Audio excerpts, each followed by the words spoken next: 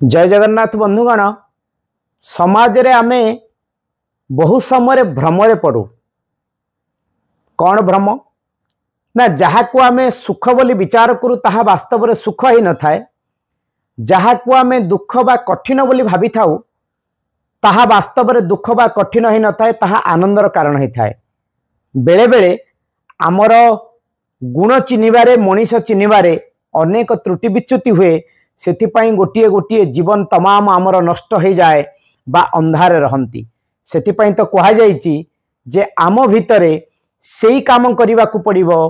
कोउटा सत्य कोउटा असत्य, कोउटा मिथ्या कोउटा सत्य, कोउटा भूल कोउटा ठीक, याको विचार करने को पड़िबो। आउ ए विचार शक्ति सेते बेले सिद्ध हबो जेते बेले आम भितरे थिबा विवेक जागृत हबो। आसंतु मन द्वारा कबलित हबा नहीं, विवेक द्वारा कबलित हबा।